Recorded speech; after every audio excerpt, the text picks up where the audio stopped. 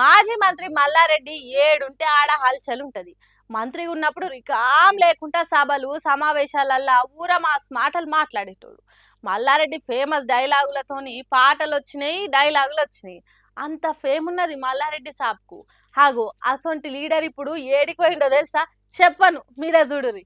1, 2, 3 అని సరస్వతి నదిలో మునుక్కుంటా దండం పెడుతున్నాడు మల్లారెడ్డి సాబు.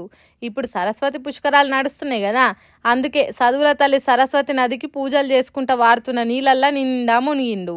తల్లి సరస్వతి తెలివకి ఏదైనా తప్పులు చేస్తే వాటిని అడిగే తల్లి అన్నట్టు మొక్కుకున్నాడు. అట్లనే తన కాలేజీలలో చదువుతున్న పిల్లలకు మంచిగా చదువు రావాలనని, వాళ్ళకు మంచి మంచి కొలువులు రావాలనని చదువుల తల్లికి మొక్కిండట. మల్లారెడ్డి పెద్ద పెద్ద చదువులు చదువుకోకున్నా ఆ పెద్ద చదువులు చదివే కాలేజీలు కట్టించి చాలా మందికి చదువు అందే మల్లారెడ్డి ఇంజనీరింగ్ కాలేజీలు, మెడికల్ కాలేజీలు, నర్సింగ్ కాలేజీలు, స్కూళ్ళు ఇట్లా ఎన్నో పెట్టిండు. అంటే సరస్వతి తల్లి కరుణ మల్లారెడ్డి మీద మంచిగా ఉన్నది అన్నట్టు. అందుకే కావచ్చు తప్పకుండా సరస్వతి పుష్కరాలకు వచ్చిండు.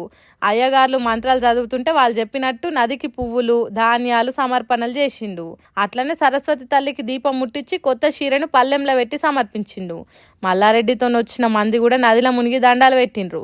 ఇక తర్వాత కాళేశ్వర ముక్తీశ్వర గుడిలో పూజలు చేసిండు. ఏడికి పోయినా మైకు పట్టుకొని పువ్వులు అమ్మినా పాలు అమ్మినా అని చెప్పే మల్లారెడ్డి ఈ సరస్వతి పుష్కరాలకు వచ్చిండు కాబట్టి ఇక్కడ మాట్లాడేది ఏముండదు, మొక్కులు అప్పచెప్పుకునే ఉంటది కాబట్టి నోరు తెరవలేదు మల్లారెడ్డి. లేకుంటే మన కానిముత్యాలు లాంటి డైలాగులు దొరికేటివి కావచ్చు అని అంటుర్రు ఈ పూజలు చూసిన జనాలు.